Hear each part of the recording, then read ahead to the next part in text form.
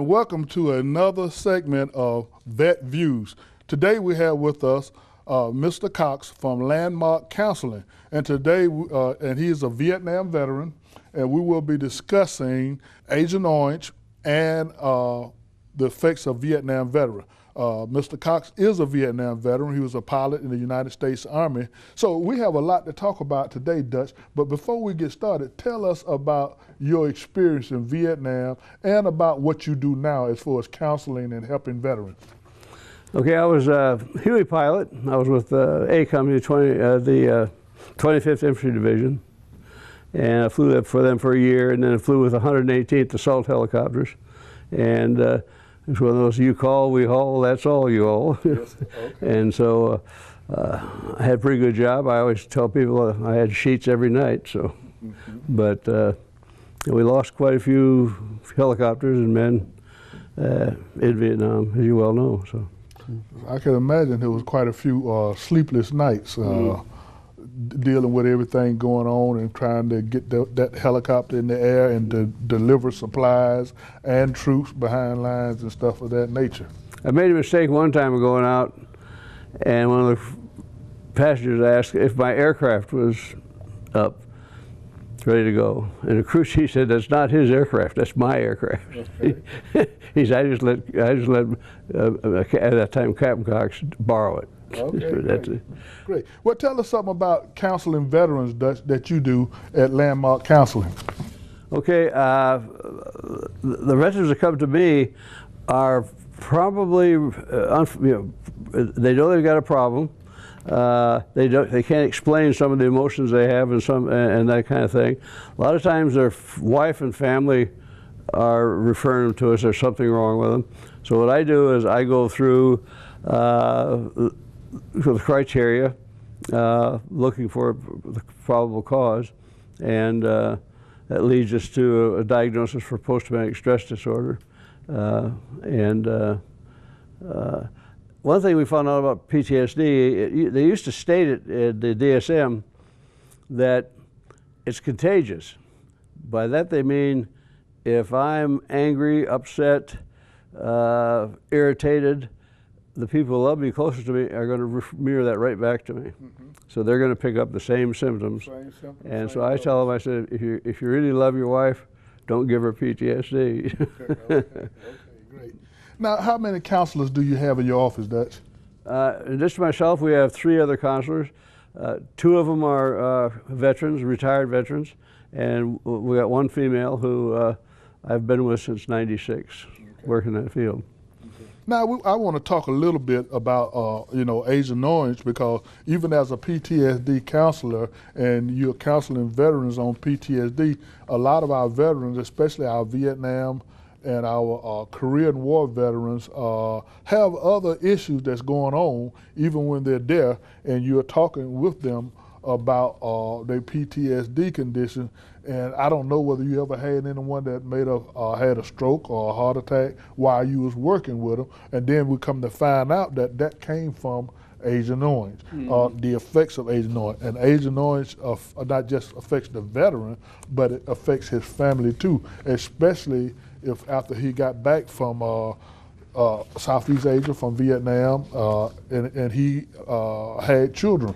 Well, because that was in his system, it went into his wife's system as well and affected the children. So just to talk about, one of the first things that we talk about when we talk about Agent Orange is prostate awareness.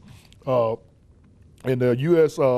military sprayed millions of gallons of Agent Orange and herbicide on trees and vegetation during the Vietnam War.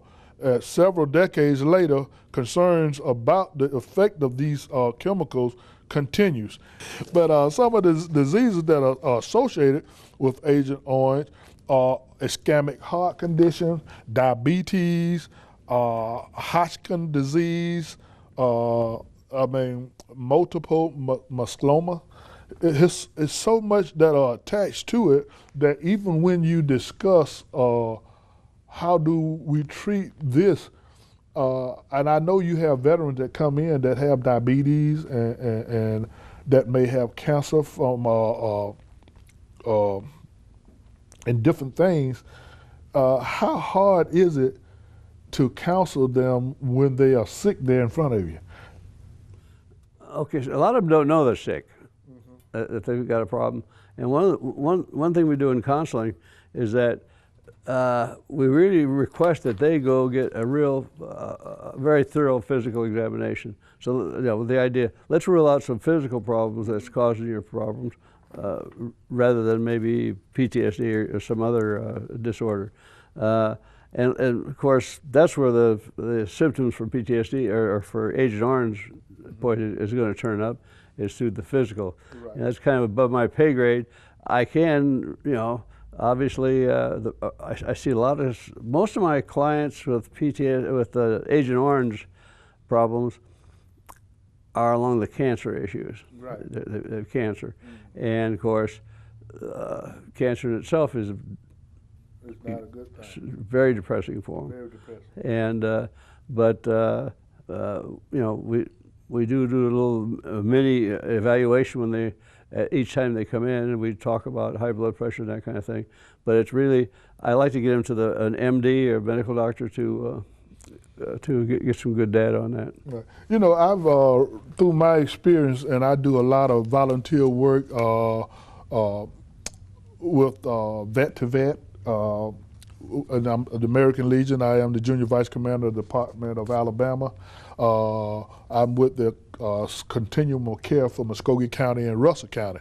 But I've met veterans, and people have sent veterans to me that have already had surgery at St. Francis for prostate cancer, respiratory cancer, and different cancers. And this one guy in particular, I'll never forget, he came to me and he said, Commander Davis, they told me to come to you and you may be able to help me. And they say, I'm a Vietnam veteran. I served 2 tours in Vietnam and I got prostate cancer. And I said, I had surgery at St. Francis. I said, well, what did the doctor say? Did he tie it into Agent Orange? He said, yes, he did, but I never filed a claim. I said, well, can you go back and get proof? He said, yeah. And he came back with a disc. The doctor had put everything on a disc. And I worked it up for him and got him through it, and he got 100% for Agent Orange. And I'm glad he did, because about 4 years later, he passed away from the cancer. So it's real, it's out there, and we have to let the veterans know that we are here to help them, because prostate cancer even affect children. I helped a family that the wife, I never thought she would get the disability, but her husband had died, and he had Agent Orange. He was in Vietnam, and she fought and she showed him how it affected her children, and the VA approved it, and they back paid the children, and the children was able to go to college, and they back paid the wife, and the wife was a veteran also. But she had to fight, but she never gave up the fight, and she ended up helping her children, being able to put her children through college. Well, the work that you do at Vet to Vet is really important, because sometimes I wonder, as much information is put out about Agent Orange, especially Agent Orange or PTSD, it's always kind of a mystery, and people just aren't aware that they've got issues, and that sometimes that's where they pick it up in Vet to Vet, and then of course you, as we have, just properly referred them to the right people to help them out. Now, when we finish here and we leave here, I'm going to be shooting a segment of this program with a World War II veteran who is at 60% disabled, and he still walks around with strap metal in his body today, and they say they can't take it out. But I've been fighting forever to try to get him over that 60% and have not been able to do it. I don't understand how a man can walk around with strap metal in him from a war that we sent him to. And with the technology that we have today, we can't figure out how to get that strap metal out of his body. And that's just a mystery to me, that with the technology we have, we can't do anything to help him. And we can't get his benefits over 60%. Now, you're talking about World War II. You're talking about way, way, way back, He's 96 years old. Yeah. And his faculties are just as good as yours and mine. I mean, he talks, he remembers, he'll talk you to death. He'll talk you to death. He'll tell you those stories about his experience. And he gets very upset if World War II is not recognized every year, which is not being recognized as it should. But he gets very upset when World War II. He said, that's the only thing I got left, is those memories of that war. He served in Europe, I think you mentioned. Right, he served in Germany, and we're going to talk with him and let him tell his story, because that's one thing I believe in, and the only way that I have figured out that I can help veterans is by listening to them tell their story. They got a message in their story, and if you don't let them tell their story, that's why a lot of the stress and the pressure builds up on them, because no one listens to them. That's all they need, is a listening ear. Some of our veterans with PTSD, they go out in the woods and walk and be by themselves, but really I think a lot of people don't realize is they go out there and they talk to the animals, because that's the only somebody that listens. All they need is somebody to listen to them. When I was very young, when I first joined the United States Navy, my first duty station was in Washington, D.C., and I worked for President Ford and President Carter. And one of the DJs used to come on the radio every morning. He would say, young people, listen to an old person, and old people talk to a young person. That's wisdom. It's wisdom, and it's something that we need to pass on. But I want to make sure that we refer veterans to Dutch at Landmark Counseling, because Dutch is good, and Dutch will also refer you back to us for more help at the American Legion, Post 135, if you need help. So Dutch, tell us your address at Landmark. It's 2013 Devonshire Drive, Columbus 31904. Telephone number is 706-576-6575. Okay. And we've got a wonderful secretary there between 9 and 3, and Wanda will, when she answers the phone, she'll ask, anybody you'd like to see, do you want male or female? Give you some choices of the type of counselor you want to see. And that's important, and I'm glad you said that, because our female veterans a lot of time wants to talk to another female veteran. They're not comfortable with talking to a male veteran, because in some cases they may have sexual trauma, or different things like that, from whether it's from basic training or being stationed at a duty station. Something happened that was not right, and that trauma is still with them, so they'll prefer speaking with a female counselor vice a male counselor. We have an excellent female. I've been with her since '96. I went to work with Dr. Walter Skinner, who was a Skinner and Associates Psychological Services, and her and I went to work with her right when I entered the program. But I spent 22 years in the Army, but then I spent 20 years as a high school principal. So I've done a lot of listening over my years. High school principal, huh? Yeah. The kids was a lot better than they are now. They're different. They're different. Okay. They're different. They had their, it's all generational. I would like to think that when I was in high school, we were better than the ones today, but I don't know if we were. But it changes with the generation. Yeah. The more technology you get, the more smarter people get, and our students get. And I tell her, a 2-year-old baby will take your cell phone and you throw it down on the floor and start playing games and doing things that we can't do with it. So it's getting smarter and smarter. But I go ahead. I got a granddaughter, by the way, she's in the military. She's up at Fort Lee. Of all things, she's mortuary affairs technician. Now, I don't know why anybody would choose that particular MOS. Well, that's a lot of money is in that, because once she get out, she'll be able to open her own funeral home. And I mean, that's the kind of business that never loses business. That's true. People dying to see you. Yeah, dying to see you. But I want to say this, Dutch, and maybe you'll come by and see us on Friday, February the 3rd, right here at the American Legion Post 135 in Phoenix City, Alabama. We will be having our annual Female Veterans Stand Down, where we will have right here all of the VA doctors that we can get that specialize in the female anatomy. There will be no males allowed. So all of the females out there in our viewing area, If you are a veteran, you can come down here, get a free exam for whatever is wrong with you. Bring your DD-214 with you. We will do claims on the spot. The BVD will be here from Montgomery, Alabama. We will do claims right there on the spot. We will feed you, and all of your medical needs will be addressed at that time. If you are not in the VA system, we will get you in the system that day. And we're doing this because our female veterans have been overlooked for so long.